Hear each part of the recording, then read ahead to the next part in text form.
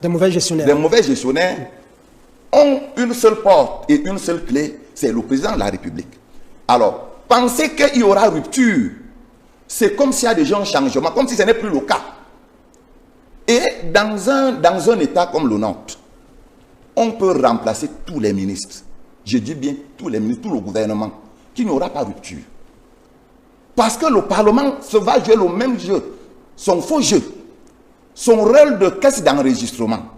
Alors, l'armée. Et le GECAM s'adresse à qui? À son partenaire qui est l'État. L'État a pour chef le président de la République.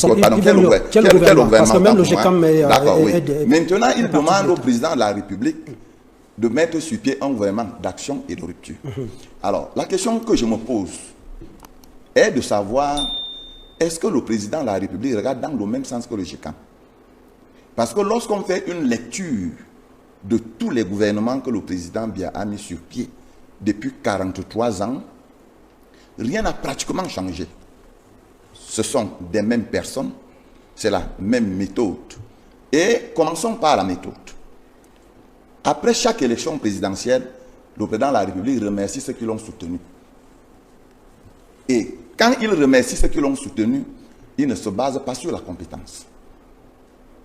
Il y a l'équilibre régional qui voudrait que dans chaque région, si on a le président de l'Assemblée à gauche, que le président du Sénat soit à droite. Je ne sais pas si cela est basé sur la compétence. Troisièmement, il y a ce que les Camerounais, certains Camerounais refusent. Les équipes.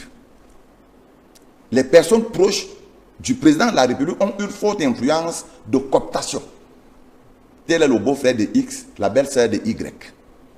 Nous savons que depuis 43 ans, le président de la République a toujours formé ce gouvernement dans cette base-là. Et depuis 1992, avec la première élection multipartiste, il a donc pris, en dehors de ce que j'ai cité ici, quelques opposants qu'il fait entrer dans ce qu'on appelle vraiment la majorité présidentielle. Ainsi dit, on se pose la question de savoir si les orientations du GECAM cadrent avec un des aspects que j'ai évoqués.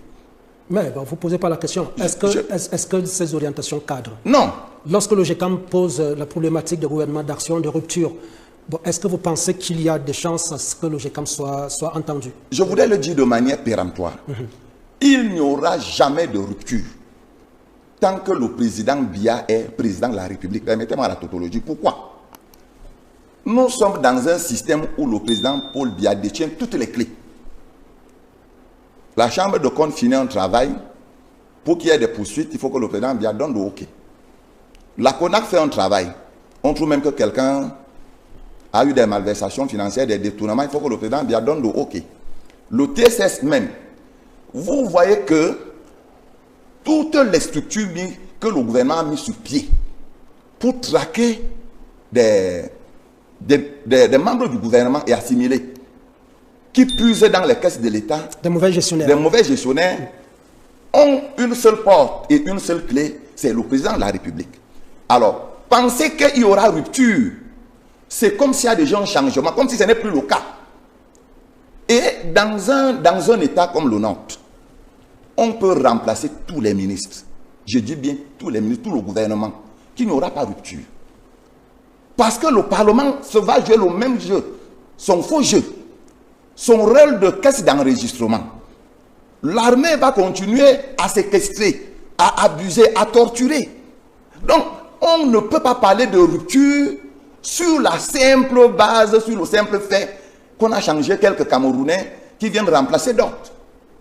Donc, je suis convaincu de ce que, personnellement, comme homme politique... Mais vous avez une armée, pour ne pas tomber dans l'exagération, une armée au nord-ouest, au sud-ouest, à l'extrême nord, qui joue plutôt un rôle citoyen de défense de la nation, de l'intégrité de la nation. Non, vous savez, quand je parle de l'armée, ce n'est pas seulement du côté négatif, mais nous savons tous. Parlons des brebis galeuses de l'armée. Non, si vous voulez. Oui, bien sûr. J'accepte qu'on parle de brebis galeuses. Ce que je voulais dire, c'est que tout à l'heure, le docteur Somba faisait allusion au Covid-Gate, Kangate et autres, où des résultats ont clairement été donnés, exposés au peuple camerounais par la Chambre de compte. Qu'est-ce que c'est devenu? Rien, parce que le président qui tient les clés a dit mettez ça de côté. Alors, tant qu'il tiendra les clés et qu'il sera le juge du temps, personne ne peut prétendre à une quelconque rupture. Le GECAM prêche-t-il dans le désert? C'est dans le désert. Pourquoi? Comment les gens font pour arriver au gouvernement? J'ai évoqué quelques cas. Lorsque quelqu'un va arriver, parce que c'est sa soeur qui l'a mis là-bas, ce n'est pas pour venir servir l'État. Depuis un certain temps, les rumeurs disent que les bougies rouges sont finies à Yaoundé. On a fait venir les marabouts. Ce n'est pas parce qu'on veut servir la République. Qu'est-ce qui est fini à Yaoundé? Les bougies rouges. Donc les gens sont dans certaines logiques pour attendre le gouvernement, le nouveau gouvernement. Alors vous pensez que quelqu'un va invoquer le diable pour venir servir le peuple sereinement? Dans ce cas, puisque le secteur privé est le poumon nourricier de la nation, qu'est-ce qu'on devrait faire? C'est-à-dire si le GECAM est dans cette posture et vous marquez un tel pessimisme, quelle serait de votre point de vue la solution? Non, vous savez, je ne marque pas le pessimisme comme vous dites. Vous savez que nous sommes dans une posture où on n'obtient pas tout ce qu'on demande. Parce qu'en réalité, je classe cette sortie du GECAM comme une demande. Je voudrais que ce soit un gouvernement d'action, qui ait une rupture, qui est. Sauf que le maître absolu, l'alpha et l'oméga, l'incontournable, c'est le président Biya, qui généralement est sourd de plusieurs demandes, qui vont dans le sens de l'amélioration des conditions de vie. Parce que tout ce que le GECAM demande là, c'est que ceux qui ont fait 21 ans ne soient plus là. Que ceux-là qui détournent à gauche et à droite. J'ai évoqué tout à l'heure le cas de 15 tonnes d'or. Vous pensez que qui a facilité cette disparition? Ce sont les personnes nommées par le président Biya. Et qu'est-ce que le gouvernement entend faire? Rien.